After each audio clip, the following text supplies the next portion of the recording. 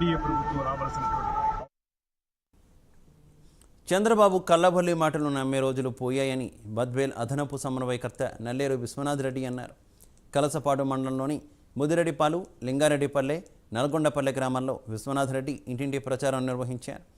విశ్వనాథ్ రెడ్డికి ప్రజలు అడుగడుగునా బ్రహ్మరథం పట్టారు. 2014లో అధికారంలో ఉన్న చంద్రబాబు ఎటువంటి అభివృద్ధి చేయలేదని విమర్శించారు. ఇంటికొక ఉద్యోగం ఇప్పిస్తామని చెప్పి మాట తప్పిన వ్యక్తి చంద్రబాబు అన్నారు. వైసీపీ అధికారంలోకి వచ్చిన తర్వాత రాష్ట్ర అభివృద్ధి కాకుండా పేద, బడుగు, బలహీన వర్గాల ప్రజలకు సంక్షేమ పథకాలను అందించి ప్రజల గుండెల్లో జగన్ చిరస్థాయిగా నిలిచారన్నారు. బద్వేల్ నియోజకవర్గంలో ప్లైవుడ్ సెంచరీ పరిశ్రమను తెచ్చి నిరుద్యోగులకు ఎంతో మేలు చేశారన్నారు. 19 కోట్లతో లిఫ్ట్ ఇరిగేషన్ మంజూరు చేసి కేవలం 70 రోజుల్లోనే శంకుస్థాపన చేసి పనులను పూర్తి చేసి ప్రారంభించిన ఎంపీ అవినాష్ రెడ్డికి కృతజ్ఞతలు తెలిపారు. ఎన్నికల్లో ఎంపీ అభ్యర్థి అవినాష్ రెడ్డి, ఎమ్మెల్యే అభ్యర్థి సుధమ్మను అత్యధిక మెజార్టీతో గెలిపించాలని కోరారు.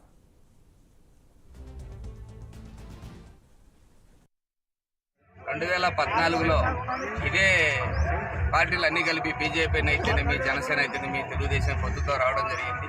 ఆ రోజు చంద్రబాబు నాయుడు మేము వస్తే ఇంటికో ఉద్యోగం ఇస్తాం, ఉద్యోగం పోతే ప్రతి ఒక్క విద్యార్థికి జీవన వృద్ధి ఇస్తామని చెప్పి, రుణమాఫీ చేస్తామని చెప్పి ఎన్నో అబద్ధాలు చెప్పి ప్రభుత్వంలోకి రావడం జరిగింది. కానీ ఏ ఒక్కటి కూడా వాళ్ళు చేసే పరిస్థితి లేదు.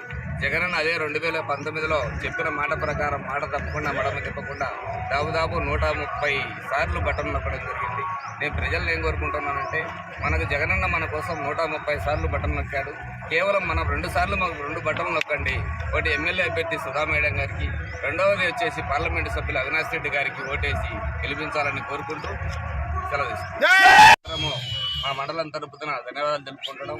అంతేకాకుండా రేపు జరగబోయే ఎలక్షన్లో మళ్ళీ మేము జగనన్న ముఖ్యమంత్రి చేసుకొని ముదిరెడ్డిపల్లె గ్రామానికి సాగునీరు సమస్య చాలా ఎక్కువగా ఉంది. ఈ ఊరి నుంచి ఎక్కువ మంది వలసలు పోవడం కూడా జరిగింది.